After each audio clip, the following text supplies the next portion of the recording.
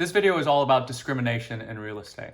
It's a sensitive subject, so I'll give this disclaimer before I start. This video is not meant to be all-encompassing when it comes to discrimination in real estate and fair housing.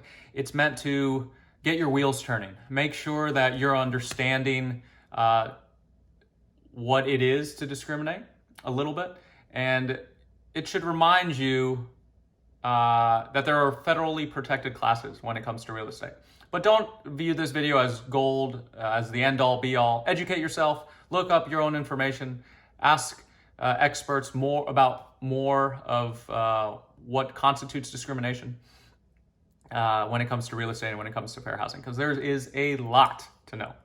So to start, I wanted to talk about two terms when it comes to real estate agents and real estate, the selling and buying of homes. The first term is called blockbusting. Blockbusting was something that happened a lot in the past with real estate agents convincing others to sell their homes at a reduced rate because they convinced the homeowners that their neighborhood was changing and it would be best to sell now while they could get a lot of money for their house before other neighbors moved in and lowered the property values. You see how that could be discriminatory, how it is discriminatory. That is an illegal practice now, of course. The second term I wanted to talk about was steering, where real estate agents would guide people to certain neighborhoods in certain parts of town because they felt through their preconceived notions that they would prefer to live in those parts of town or prefer to buy a house in those parts of town. They wouldn't show houses that they qualified for in certain areas of town because of the type of people that lived in those parts of town. That is called steering. Again, an illegal practice, discriminatory in real estate. If you feel like that's happened, I'll talk a little bit about later about what you can do if you feel like it's happened to you. Last thing I wanted to talk about though was the seven protected classes from a federal level. Now, states are different.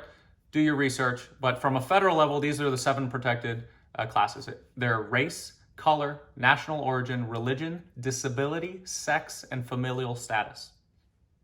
One more time. Race, color, national origin, religion, sex, familial status, and disability. Familial status means if you have children or not. Now, these are the seven protected classes. We all fall under one of those categories, right? We all have a race, we all have a color, we all have a national origin.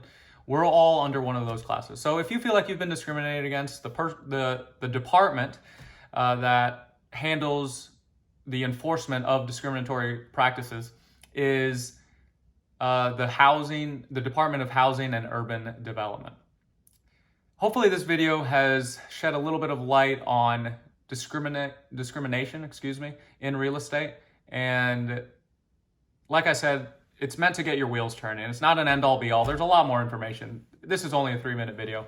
Do your research, find out how it could affect you and how you could be affected. One last thing I'll leave you with. Discrimination is against the law whether it's intentional or not. It's a good thing to remember.